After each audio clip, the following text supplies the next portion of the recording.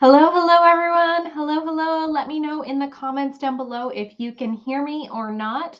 I always worry when I'm doing this from my computer if it's working exactly right.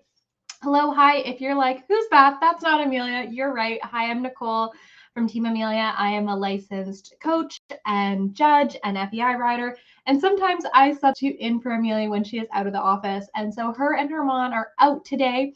So I am stepping in for this Q&A and this topic about planning out your improvement or choreographing your success or reaching your goals. I'm so excited to be here with you today. Like I said, let me know below if you can hear me or not. I'm always worried that people aren't going to be able to hear me. And then when I see it, I'm going to reshare this because I don't see it coming down the feed yet, but that is okay. So today we are going to be talking about your progression of your development. And I do have some questions that were submitted. So what I'm going to do is I'm going to do my little spiel, my little talk, my little plan that I've got written out for you guys.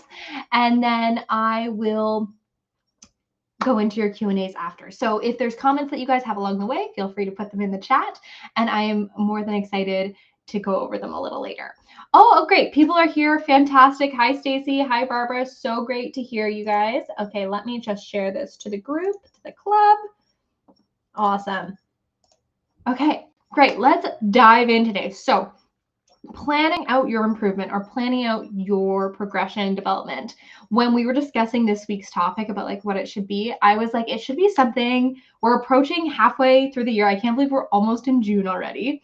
So that means that we have to turn back the clocks back to January and ask ourselves, where are we with our New Year's resolutions or our goals for the year? You know, if you were back in January, Amelia did this big boot camp that was so exciting, and we planned out our goals for the year, and we wrote down our failure plan and how we were going to get there, and then we dived in. So now we are approaching almost the halfway mark. End of June is the summer solstice. And so it's going to be great, very exciting. And I thought today we could go over a little bit about how we get from point A to point B, a little bit like that, because I've done a few of those talks in Strides, Amelia's continuing education program, and it had some really great success. So I wanted to go over that with you. And so great. And lots more people are here saying they can hear me. Fantastic. Love it. So one of the questions that I was asked in that before the session, I was like prepping for it, was what do you do with your horse when you're trying to make progress towards your goals and you go somewhere new and things completely fall apart, or you just can't get over that hurdle of like first level to second level, or that movement, you're just like, I don't know what's going wrong, or maybe there's nothing really necessarily going wrong, you just can't get there. So great question. The first question to always ask is, where are you trying to go? So remember, I was talking about back in January, what was your BHAG? What was your big, hairy, audacious goal that you set at the beginning of January that you wanted to have for this year? So bring that back. Remember what that was in your mind's eye. Was it that you wanted to be able to canter? Was it that you wanted to be able to go out and show first level? What was it? Remember, it's something specific.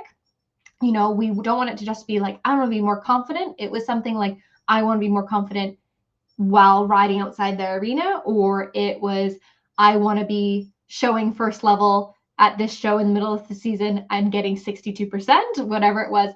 What was that BHAG? So go back into your memory, and maybe you don't remember exactly what it is, but you kind of have an idea. Okay, now from there, you're going to tell me, you're going to think in your head, you don't need to tell me, or you can write it down. Where are you at now?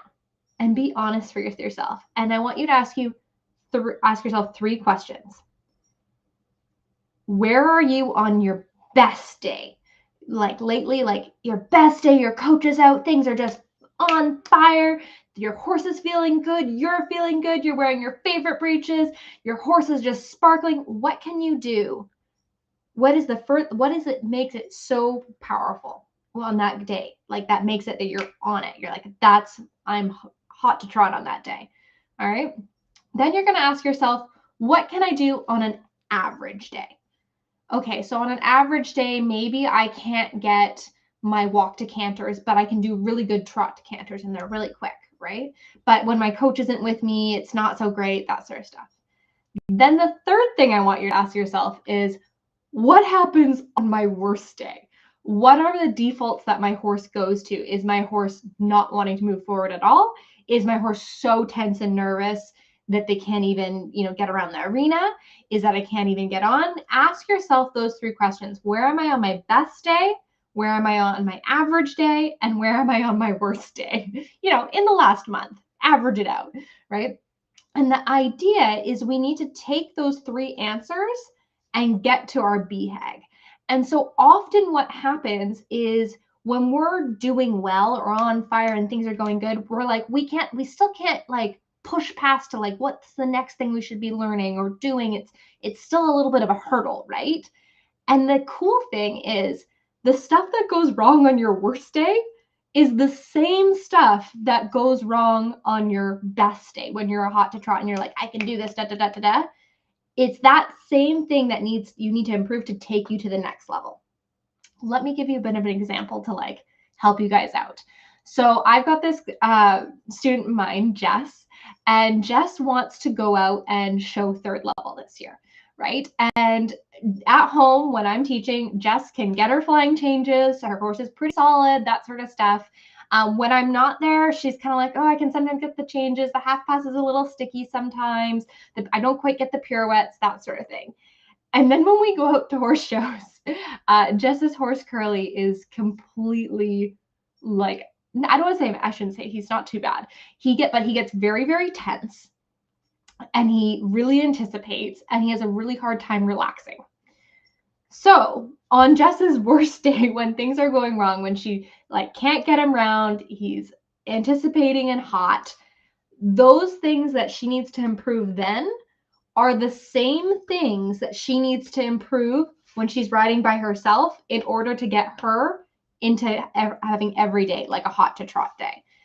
Does that make sense? So the things that she's missing on her worst day are the same things that she's missing on an average day to make it a fantastic day. And the reason why I know that's what the case is because as we move up the levels and as we ask our horse to do harder things or in harder situations, like going to a show or going outside the arena, things like that, it's the same elements that the horse struggles with. And now you might be saying, oh, well, how do I know what my horse is struggling with? Like my horse might struggle with a lot of different things. And that is where you need to know the training scale. And these are these cute little stickers. And oh my gosh, it's going to be backwards for you guys. I'm sorry. But it's rhythm, suppleness, connection, impulsion, straightness, and collection. And so the idea is you use the training scale to diagnose the problems that you're having and then learning how to fix them. And if you've never seen this before, I highly, highly, highly recommend that you take some time to do a bit of investigating on it because it is super cool. And Amelia actually has this really cool resource. It's like a PDF on like what the training scale is. But essentially we want to train our horses, and the goal of all riding, regardless of if you're a dressage rider, if you're a reiner, if you're a jumper, if you're a trail rider, the goal is always to condition our horses to be more fit and able to carry us and to be more obedient and safe while we ride them, right? Regardless of what you're doing, you always want those 2 things. And the training scale prioritizes how you do that. So rhythm is always the base. Biomechanically, we want the horse to be even on each 4 of their limbs. We want them to be clear in their walk, trot, and canter so they're not uneven. We want them to be self-going, that sort of thing. And then suppleness, both mentally and physically. Are they able to bend and turn? Are they relaxed in their way of going? Connection, that's your roundness. Can they lift their back and help support us as we're riding? And then we have impulsion, straightness, and collection, which is a little bit higher on the training scale and comes into play in more advanced riding, like bigger jumps, dressage movements, things like that.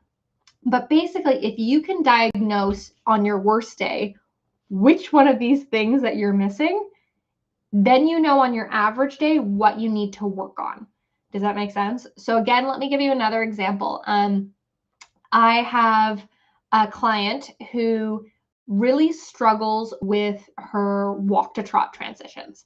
The horse really doesn't like to go forward off of her leg. And when we're in a lesson, we're working a lot on transitions and forward and back within the gait and things like that to really get him, pumped up and moving, right? When she's by herself, she's like, well, he's really relaxed, but like I'm just having trouble bending him. And I'm like, well, bending is suppleness work.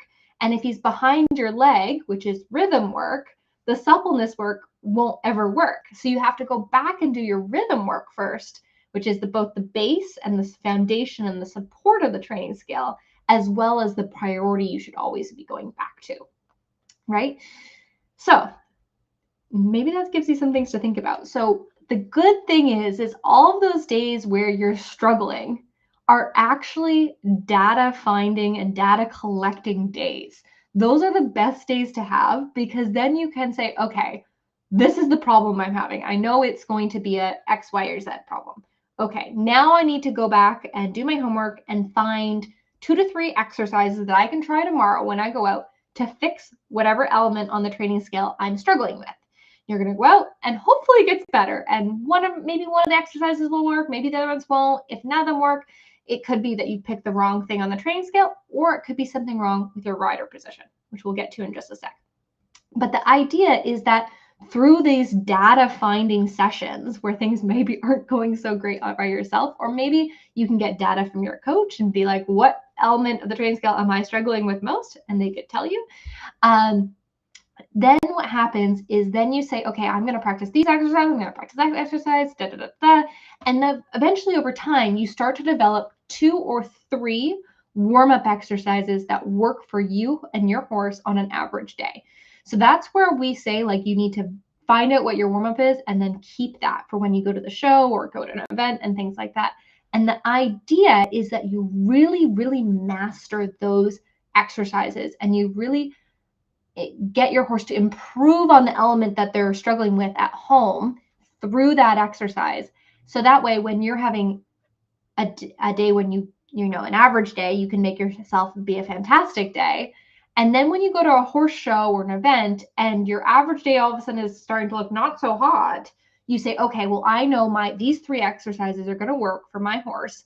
I'm going to go back and practice those, whatever they are. And then what happens is, in that new environment, in that new situation, your horse already knows, okay, I know what this exercise is. I know the answer to this.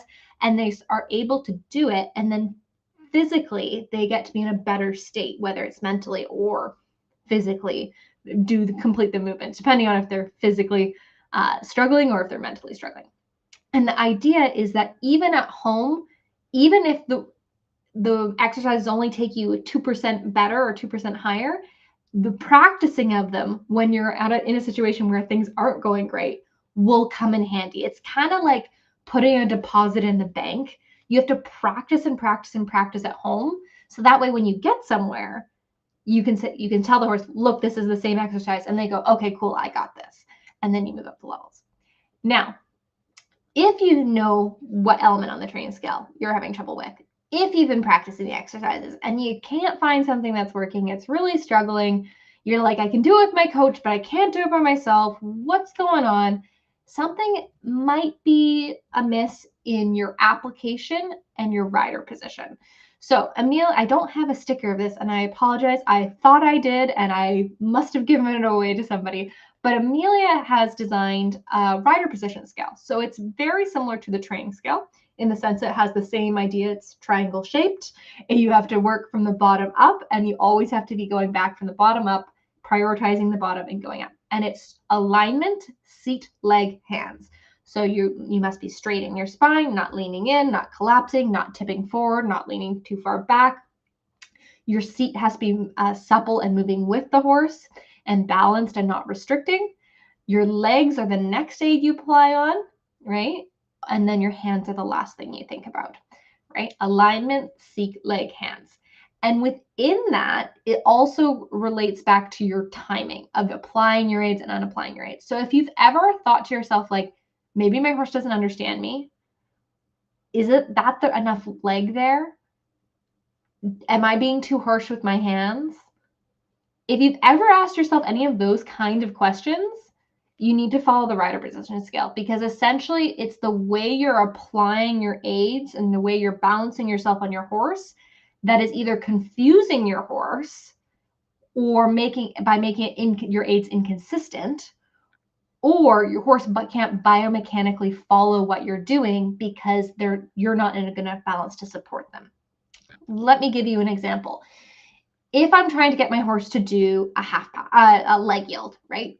Move away from my inside leg, right? And I'm sitting on my horse and I am leaning to the left because I'm not thinking about my rider position at all. And I'm applying my left leg, trying to get them to move over. My horse is not going to move over, because if they move over, I'm going to, there's the way I'm balancing on my horse is prohibiting my horse from physically doing the thing I'm asking them to do, right? The other thing that might be happening is that if you're not focusing on your position and your balance, every time that you apply your aid from one day to the next might be slightly different. If you're sitting a little bit more on your bottom, or if you're sitting a little bit more on the front of your seat, or if you're leaning over or you're collapsing. Because if you're not consistent in how you sit and balance on the horse, that means every time you're applying your legs or your seat or your hands, you're communicating differently. It's kind of like if you're talking to somebody on the phone and you're talking to them on speakerphone versus talking to them on like the phone held up to your ears, or like a microphone. It will all sound a little different. And if you're changing all the time, when people call you, they're like, I don't know how he's going to sound today, right? Whereas if you're always picking up and talking on the phone, then they're like, oh, I know I'll be able to understand him real quick. I know that's not the best analogy, but it hopefully it works for what you're understanding. So when you're thinking about progressing up the levels and moving towards your BHAG, it's your responsibility as a rider to know where you are right now in your training and where you want to go. And then it's your job to be able to be self-aware enough, both in your body and your position, to know if you're in balance with your horse, if you're asking with the correct aids, and then also being able to identify which element of the training scale your horse is struggling with. I was rereading Udo Berger's book. I think it's The Art of Horsemanship, I think it's called. And there's a whole section where he talks about how riding and horsemanship is an art. And it's really beautiful. It's a really old school book, and there's definitely some outdated theories in there regarding other things. But one of the things that I love about what he said is that riding in itself, and I'm kind of paraphrasing, isn't so much a sport as it is a way to discipline yourself to become more self-aware and reflective. And I thought that was so beautiful, because our horses are a mirror of what we do, right? And so if we can be really self-aware and reflective on the work that we're doing with ourselves and our body, our horses will naturally become better, because we're working on thinking about being more aligned, moving more with our seat, or thinking, oh, that my horse is struggling with suppleness, I need to do an exercise that will work on that. And we're becoming these thinking riders and becoming really self-reflective on ourselves. And I thought it was brilliant and very beautiful way of saying, you can take your horsemanship into all aspects of your life to be reflective and learning on yourself and the actions that you're doing. Anyways, so with that, knowing those things, knowing those elements, then that's when you go and say, if you're struggling with what exercises to figure out, or you're struggling how to identify which elements that you need, or what's going wrong with your position, that's when you go and get help from a coach, from a book, from someone like Amelia here on the internet, or either watch one of her videos or get one of her PDF mini courses, or maybe you're in Strides or another course, anything like that. That's where you go and say, okay, I need help to figure out, to make those connections. I have all this data of what's going wrong in my rides. Maybe your horse isn't going forward. Maybe you can't steer. Maybe he's going hollow in the half pass, whatever it is, whether you're a beginner rider starting out or a more advanced rider, you need to figure out what those elements are. And you have all this data points to collect that you can then say, okay, this is what's going on. And sometimes you might need someone to help you identify what those are, right? Either through video review, through lessons, through clinics, through shows and feedback and things like that. Or maybe you take your own video and are able to watch it and kind of say, okay, what's going on here? But the idea is that you need to find out what those things are and then find the help somewhere. And so you have all these data sets that you can then go use to work towards. And then you can say, okay, now I can improve those. And then on my average or good days, then I can start incorporating new things to work towards my BHAG, right? So with that, after you've figured all those things out and you've got your plan of action of how you're going to get help, how you're going to identify the elements on the training scale or the things in your rider position you need to fix, you have to think about a failure plan. So a failure plan, because you will fail, and that is totally okay. And that's actually good, because failure means what? More data points. But the idea is failure doesn't always feel that great, right? Maybe you went out to a show and didn't have a great experience, or didn't have a great ride, or didn't have a good trail ride, whatever it was. And the idea is then say, okay, when I fail, how am I going to learn from that and correct myself and get back on course? Is it I'm going to discuss it with my friend at the barn? Am I going to go to a new clinic? Am I going to commit to doing video review for myself? What is it that you're going to do in order to overcome that hurdle that you're struggling with? Hopefully that makes sense. Let me just check in the comments and see if we have any questions that are coming up. But hopefully let me know in the comments, does that make sense? How many of you are familiar with the training scale? For how many of you this is completely new?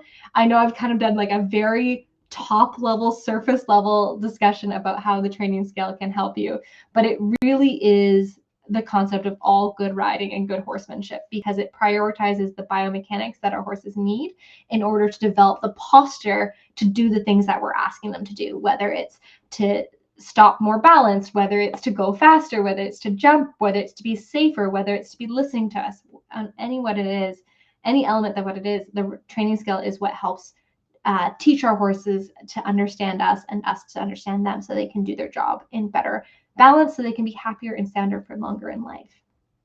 Stacy's saying totally makes sense.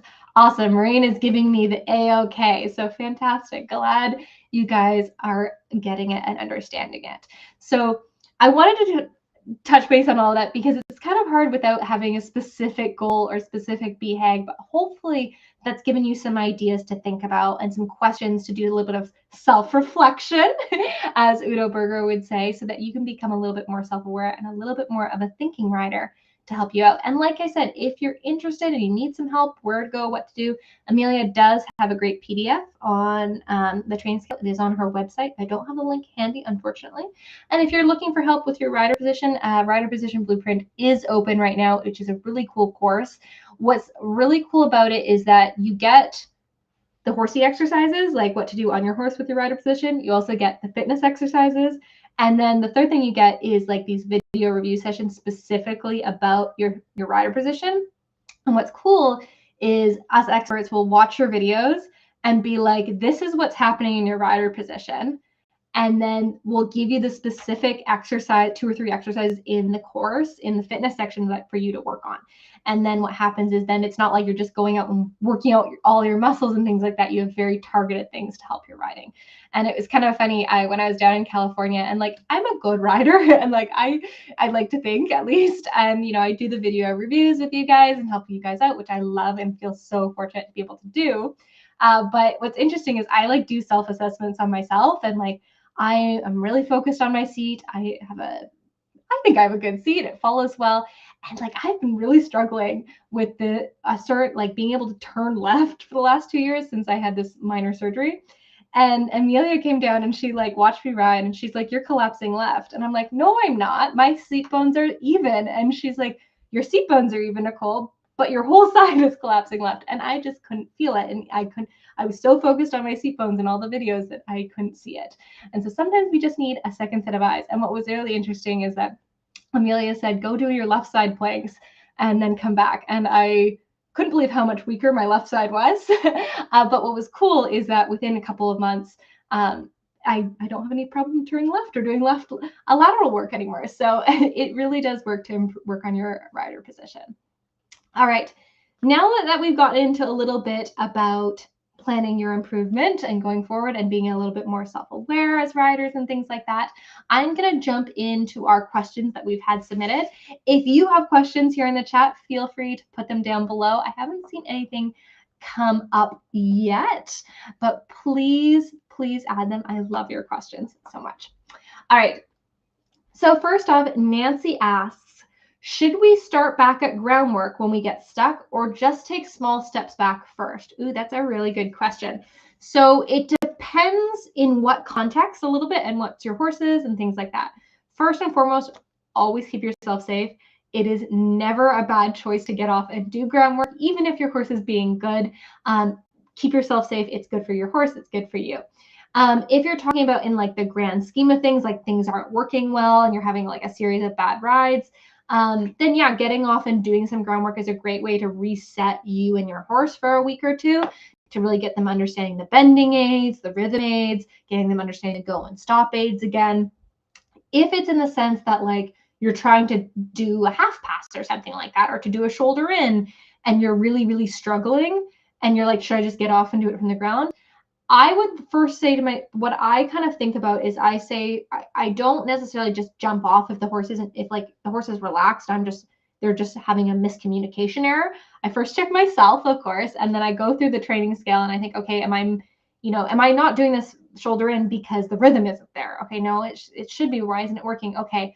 Then what I do is I systematically go back through the exercises and that are like the prerequisites to the whatever movement I'm doing, which in this case is the shoulder in, and I work on those. So the prerequisite to the shoulder in is a leg yield, and it's also a 10-meter circle, right? So then I go back and I school those elements and try and get those elements better, and then go and do my shoulder in again. So I kind of like dissected the elements of what I'm trying to do. And if I go and like the leg yield isn't working or the 10-meter circle isn't working, then I might go, okay, I'm going to get off and practice it then. Because before that, it's 20-meter circles and walk trot, and that might just be easier just to get off. So it really depends on what you're doing in that sense, but I never, ever, ever am upset for people getting off their horses and practicing from the ground, because it does make it easier for you and your horse to understand the timing and what might be going wrong. And also, if you're not sure which element of the training scale you're missing, sometimes when you get off and watch your horse, you can see better what's going on because you're not thinking about the feeling, you're watching it happen. Karen says, is there a groundwork exercise to help with the walk pirouette? Ooh, great question. Yes. So technically with the walk pirouette, because it's like you're moving away from the movement, doing both leg yield and half pass on the ground help with the walk pirouette. And the idea is that you do it from the same side. Oftentimes when people are like, how do you do a half pass from the ground? They think it's like if you're on the left, they think you have to half pass the left, when in reality, you actually half pass away from you to the right. And so basically you do a shoulder 4, then you change the bend and then just push them away. And then you're doing a half pass away from you. And then if you can practice doing that, like going from half pass to leg yield, half pass to leg yield, and then swap to the other direction, do both again, that will help with your walk pirouettes, because it's the same aids in the half pass as it is in the haunches in, as it is in the pirouettes. It's just different degrees of the leg versus hand that you're using. Hopefully that makes sense. Great question. Another question from Joan is, how do you stop worrying about your middle-aged horse? I worry about my horse who roars. Can he breathe? Can he collect? Do he have some weaknesses in the back end? How do I know if I'm ever going to make it out of training level? Those sort of questions. It's definitely hard when our horses are aging and we're not sure, or when they're coming back from a recovery and things like that. I always go back to my vet and I make sure they're cleared for the work, cleared for the kind of work that you're wanting to do. And going back to my training scale, my rhythm, suppleness, collection, impulsion, straightness, and collection, this tells me if the horse can physically do the work I'm asking. And it also tells me how far they'll go. Because you have to remember that as you move up the levels of our USDF levels, the requirements of the frame and posture get more and higher and higher and higher. That posture and frame is based on the training scale. So if I work on my rhythm and my suppleness and my connection, and that starts to go well, but then as I start to add in more impulsion and straightness work, the horse struggles, which is kind of, second level-ish, then we start to say like, okay, well, maybe my horse is capped out right now because of physically where he is today. And it's hard when our horses are aging, because it's kind of a balancing act of, are they getting fitter and better, or maybe are they declining? Maybe they need something else. But listening to your horse and seeing what they're doing well with and what they're struggling with will tell you if your horse is ready to move up or if they can get there at some point. So go back to your training scale, and when you're doing your work, can your horse maintain the rhythm through all the work at the level that you're schooling? If they can't, then you need to go back and do some bit of exercises and things like that to work on that. and maybe they're not ready to move up right now. Maybe they'll be ready to move up later. Sometimes as they get older, they might need a little bit of maintenance or help from the vets, whether that's, you know, being on a little bit of percent, maybe that's a shot of whatever it needs to be to keep them more comfortable, whatever it is, which is totally normal in maintenance. Even shoes are maintenance to a certain extent, to let our horses be more comfortable in the work they're doing. But, you know, going back to your training scale and understanding this will show you not only what your horse can do today and what you need to work on to improve the rhythm and the suppleness so that your horse can be stronger and sounder for longer. Because what's really cool about the training scale and proper dressage is that if you follow this, your horse will actually get more sounder and will stay sounder for longer because they're biomechanically using their body more correctly. Great question. And then Caitlin, this is the question I mentioned earlier, is saying, we make lots of progress at home and then we go to a show and things fall apart. How do I get the same quality of work at home as I do at the show? And it goes back to that thing I was talking about earlier, is finding those 2 or 3 exercises that work on a bad day to improve your training scale. And then what happens is you practice, practice, practice. And then when you go to the show or the new environment, or maybe you're home and like the wind comes in or like something goes awry and changes your environment, you go back to those exercises that that work with your horse based on the levels of the training scale that you struggle with. And then that's how you bring it in. And you'd be really surprised if you like just stick 2 or 3 exercises and do those every single day. The bending exercises are really good for that.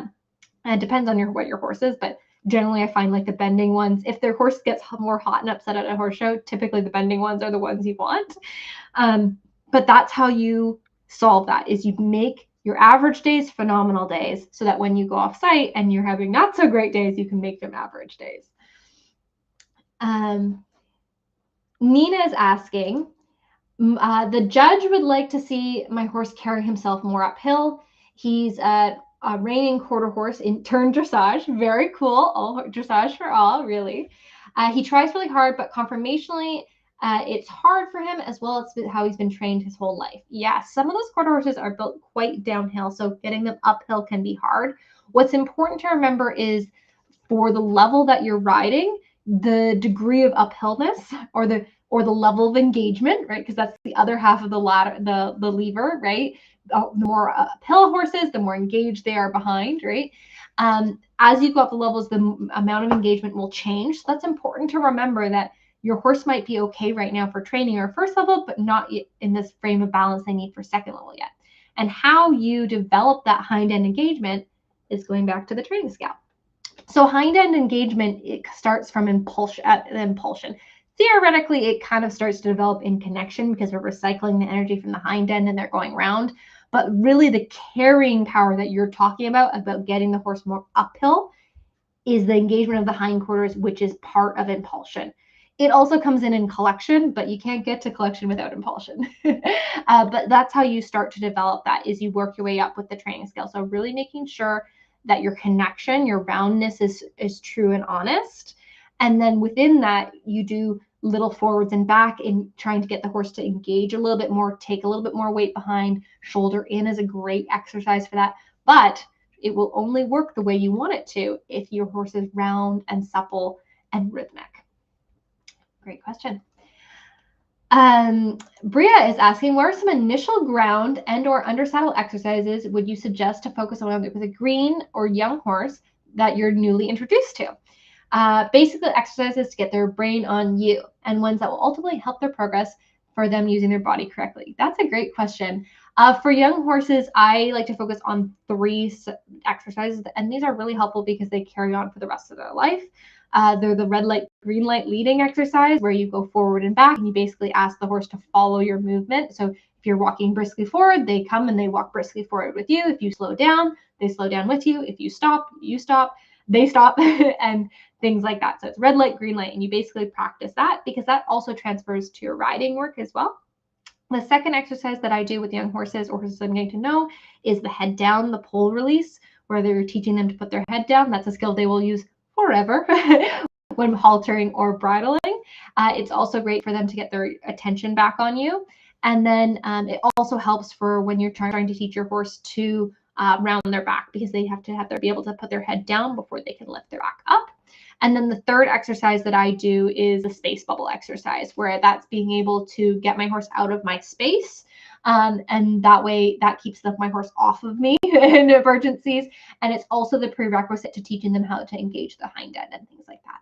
So those 3 exercises would be the ones that I would focus on within any new horse and a young horse. Another question we have is, how do I keep my hands still? How do I keep him from picking up his head when I'm collecting the reins, like switching from a free walk to a medium walk? Great question. So thinking back to our rider position scale, which again, like I said, I apologize, I don't have the sticker. Hands is the top of the rider position scale. Typically what happens is that your hands are symptoms of problems that are happening in your alignment, seat, and or legs, right? Because if you think about it this way, if I'm posting on my horse, right, and I'm moving up and down like this, and if I can't isolate my seat from the rest of my body, no matter what I do with my hands, they'll always be affected by my seat. So see right now how my hands are going up and down with me posting, quote unquote. If I can, sorry, it's going to be awkward here. I'm posting up and down like this, right? But then if I'm able to hinge, I know this isn't exactly it, but then if you see how my hands stay much more aligned and where they're supposed to be. Sorry, I know I'm not in horse form riding position, but that's the basic concept, is that your hands will never be able to be independent or act the way you want them to until your alignment and seat is correct. And so what's probably happening is when you say, I want to keep my hands more still, that probably means that they're posting or moving in a way that they're not supposed to be. So go back to your alignment and see, are you balanced in your saddle? Is your pelvis straight up and down in neutral spine? Can you absorb the motion of the walk, trot, and canter? And then typically what happens is when the horse is lifting its head because we're shortening the reins, it means that they've lost rhythm, they're stiffening, or we are not following with an elastic contact, which is part of connection. So sorry, I've got a couple of these stickers on my desk. And so what you want to do first, an exercise that I always suggest when I do it quite a bit with my horses, is if I've gone a free walk and 1, 2, 3, 4, 1, 2, 3, 4, nice forward rhythmic walk, I'll start to pick up the reins just like an inch or two to like the first notch. And I'll really focus on keeping that rhythm exactly the same. And if there's any change, I'll go back to drop my reins again and go back and pick them up until I can pick up just to that first notch with nothing changing in the rhythm. And then what I'm going to do is if they're good with that concept and they're moving in front of my leg, then what I'll do is I'll put them a little bit on a bending line, and I'll do the same thing and pick them up to the next notch. And as I pick them up to the next notch, because usually it's after the first notch or two, you start to actually feel a little bit of contact to their mouth. That's when I have to make sure that my elbows are following and my inside leg is on a little bit to encourage them to bend and not to just stiffen against my hand. And then typically what happens, if you focused on your rhythm, your suppleness, and your contact, they don't have that lurchy kind of head up feeling that happens when you just shorten your reins. But it does take some practice to do. And it takes a little bit of practice for your horse to relearn that you're not going to catch them in the mouth because the contact is softer and more following. Great question. Let's see, what are some other questions? Does the breed of horse matter when it comes to dressage performance? What a great question. So as a judge, we do not judge any horse more differently than another. The little fjord ponies, the big warm bloods, the drafts, the Friesians, they're all judged to the same standard. That being said, some horses are naturally built to be more favorable for the sport that we're doing, right? So when we think about the woman who was saying about Nina and her lovely quarter horse, who's built a little bit more downhill, he'll probably struggle with the engagement and the collection work because of the way he's physically built. Doesn't mean he can't do the Grand Prix or can't do the more advanced dressage work, and it doesn't mean that the dressage training scale won't help him. It just means that he's going to have to work a little harder because he's not built in a way that's favorable to the work we're doing. He's more built for doing reining work, for sure, and being closer and lower to the ground. And the same thing with horses that are a little more drafty. They struggle with the canter work because they're not built to canter. They're built to pull, right? And that goes back to our rhythm. And so your scores might be affected or limited sometimes by our horse's conformation, but that doesn't mean that the gaits won't improve and that dressage won't help our horses to become more rideable and more sound, because it definitely will. It just means that, you know, you might not necessarily win against the big fancy warm blood, but that doesn't mean that you can't win. And that doesn't also, and it also doesn't mean if you buy the big fancy warm blood, you're going to win, because if you don't follow the training scale and prioritizing from the bottom up, you'll distort the natural movement of the horse. And that's when things start to not feel good or not look good or become uneasy. And we always want to be focusing on the progressive development of the frame and balance and collection and obedience of our horses, which goes back to the training scale. Great question.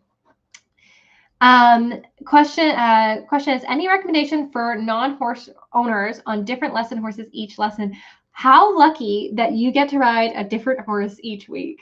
I always feel like, I know it seems like it's hard, but I promise you it's a really cool opportunity, because you get to basically work your brain a little bit harder each week to try and figure out what element of the training scale that you're missing and that you need to work on. So what I always recommend for riders who don't own their own horse is, first off, you make it your goal, your BHAG, to have the best rider position ever, because that is one thing you can control and no one can take away from you, is how well you sit in the saddle and how well you move in the saddle. Then what you're going to do is you're going to really focus on the bottom half of the training scale, your rhythm, suppleness, and connection, because those are the elements that are going to really help you improve a horse in a short amount of time, like one lesson a week, before you move on to another horse. The other thing too is, notice how the triangle, like the pyramid, is shaped like a triangle. The most of our time should be spent on the bottom. So focus on your rhythm, suppleness, connection, and focus on identifying and practicing exercises that will help you get better at your efficiency within the saddle for those movements, or for those elements, sorry. And then what happens is then you become like this expert on rhythm, suppleness, and connection. And then you start to be able to ride better horses, and people then will be like, oh, she's got really good foundational basics. Like, I want her to ride my horse because she's focusing on these elements. And once, it's quite surprising, once you focus on these and you're able to really identify them, that's when then everything else on the top of the training scale and all the movements become really easy, because you can diagnose what's going on. So how lucky for you that you get to work on that. So definitely focus on your ride position, make that your top goal, and then work on identifying these elements that you're missing and having like a toolbox full of rhythm, suppleness, connection exercises that you can pull out as you need them. Great question. Amanda's asking, I have a 6-year-old off-the-track thoroughbred who was cleared for work, but he can't seem to trot calm, and posting sends him into the canter. I've done circles, serpentines, small circles, counter bends, and he's still rushing in the trot. He gets mad when I try and slow him. His head tosses. That sort of, it's been like that for the year. At the walk and canter, he goes perfectly, but the moment I post the trot, he goes off in the races. He's been vetted. Everything's fine. Any ideas? Ooh, that is hard without seeing a video. So this is where you don't know what you don't know, because if you knew what you didn't know, you would fix it, really comes into play. And I'm going to say that again. You don't know what you don't know, because if you knew it, you would fix it. Basically, it means that you've looked at all these things and they're not, like, you've tried to do your own diagnostics, but your fact finding is like you're missing one of the facts that he's presenting to you, if that makes sense. And so when you tell me all these verbally, these things like, hey, these are all the things that's going wrong, I can't diagnose it because one of those facts, one of those data points is missing. And I'm sure if I could see a video, I'd be like, okay, this is what's going on. Okay, let's get you sorted out with this and this and this. Without seeing him and not being able to know exactly what it is, I would recommend going back to your groundwork and do the disengaging the hind quarter, doing the bending and the turning in hand, and really get him focused on that bending and suppleness. Because if it's rushing off, it's definitely a rhythm or a suppleness issue. It's not anything higher on the training scale. So if you work on your rhythm and suppleness exercises on the ground and really try and hone in, okay, is it because he's losing the rhythm in the walk before the trot? Is it because, is he not understanding the weight aid and like in waiting and just maintaining the trot? What is it that he's not understanding? And then you're going to be able to diagnose what's going on. But doing those suppleness and bending exercises from the ground will give you a starting place to better assess that. And then that's when you need to probably take a video to an expert or take a lesson and say, like, what's going on? Can you help me? That sort of thing. But my suspicion is that he either doesn't understand that leg means bend, or he's been held up in the reins. Like sometimes when they're race trained, they lean on the contact and they're taught to go like into it. So then when they have no contact, they just go faster and faster and faster. So my suspicion would be one of those two things. And then with that, you then have to practice your exercises, your transitions, getting your aids softer and softer and softer. And that's when you go back to your rider position scale to be able to be in the correct balance and to be applying and timing your aids really correctly to help a horse like this. That's a really good question. Maureen says, when you have a green horse, do you plan to move up one level per year? My horse is 12 and we're showing training levels this summer and schooling first. She had a late start, so I'm just wondering how far I can hope to go before she retires. That's a great question. Amelia and I were talking about this a couple weeks ago and about, how fast a horse should progress. And I asked her, because that is a rule that like we're taught is like you should go up one level per year. And like that's roughly kind of what you follow as a guideline. And I asked her and she goes, I think she said she had one or two horses in her entire career that went up one level per year. It is not as linear as you think because weather, fitness of the horse might get sore. You might have a year where, work is really busy, whatever it is that prohibits you from making that progress. So it's not as linear as that. If she's 12 and you could still probably get to third, maybe fourth. If you have a trainer and you follow the training scale and you progress at the levels, what I think you'd probably run into like faster is like her aging out of being able to do the more collected work, right? Because once they get into second level and above, they're starting to engage more and collect more and sit more, and the requirements for the FEI is quite a bit higher than like not quite a bit higher, but it's more rigorous on them. And so for them to be starting that at, in their later teens can be harder, right?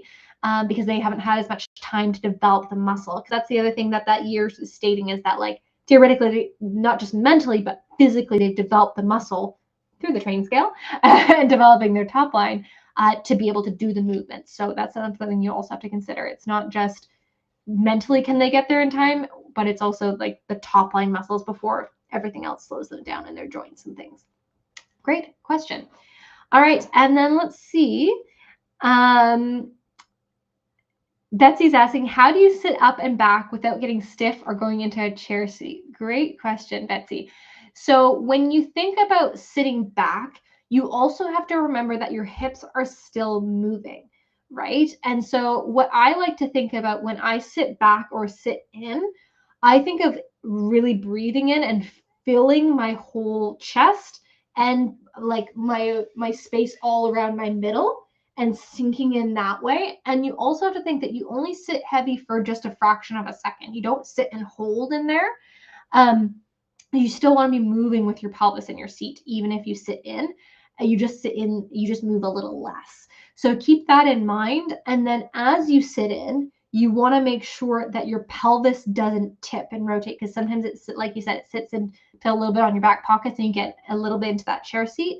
So sometimes what I think about is less about sitting back and more thinking, can I slide my femurs down around the saddle, which sounds kind of weird, but almost like, like when you're at the masseuse, the last thing they do when they're working on your legs is like they take both ankles and they kind of pull. I don't know if any of you have had that. Maybe I'm just weird when I go to the masseuse and they pull my legs. But it's that kind of same feeling, like someone is pulling your femurs down around the saddle and kind of sitting in that way rather than sitting back and in, if that makes sense. Great question. Karen says, my horse hates his tummy tickled to round his back. He doesn't mind it when I raise his back from rubbing on both sides of his tail. Does it matter How long should they hold their tummy round? Oh, great question, Karen. So what you're talking about is asking the horse to engage their core by like tickling underneath where the girth is to like lift their back and lift the top line muscles. And then also like doing it from the back of like the point of the tail.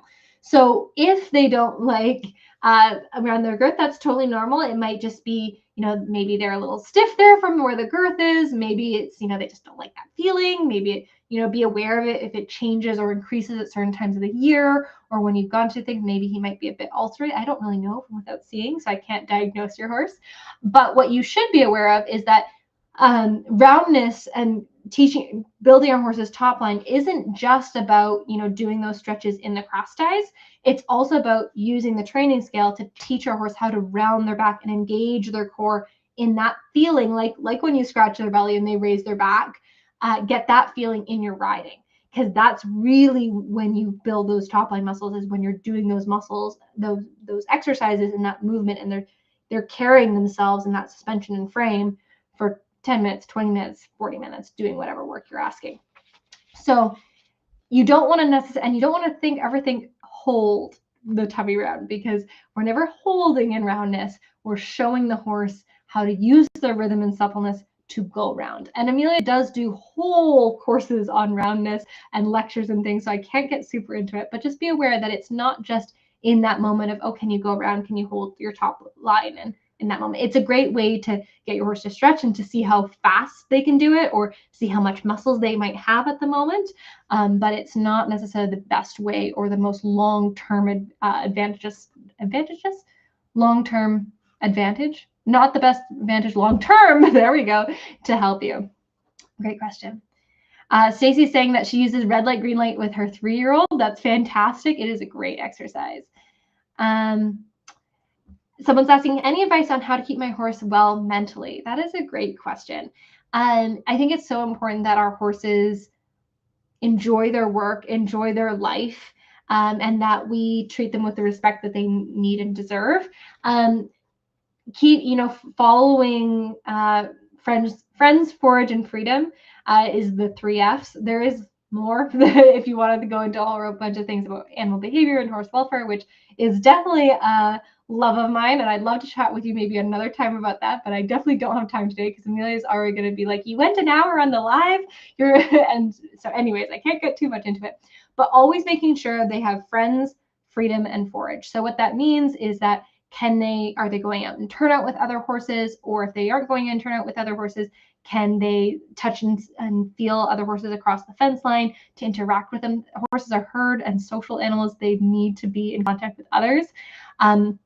Forage is, do they always have their grazing animals, right? They're meant to be eating something like 22 hours of the day. So there's always something for them to nibble on to keep the acid in their belly low so that they can feel more comfortable. That's another great way. And then the third thing is freedom. Do they have the ability to move around and roam and stretch and roll? And so this is time and turnout. This is, if you've got a track system at home, any of those sort of things, so that your horse can be able to get out and stretch and move their body, right? I can't remember the exact thing. It's something like, I want to say, I'm not going to say how much it is, but it's several kilometers a day. So you want to make sure if you can do those 3 things and nothing else, your horse is already going to be mentally fantastic. Debbie says, this is so helpful as I'm a weekly lesson rider that does ride different horses. That's great, Debbie. I'm so glad it's helpful for you. And then Nicole says, that's so funny. I was just mentioning the belly lift in rider position blueprint tonight. So great. So I think we've come to the end of the questions for tonight, which is great. It's always so much fun to be here. Thank you so much for having me. Thank you to Amelia for letting me sub in. I'm going to let you guys go tonight if there's no other questions. Have a lovely evening. Have a lovely weekend wherever you might be. I hope the sun is shining and your horses are happy and healthy.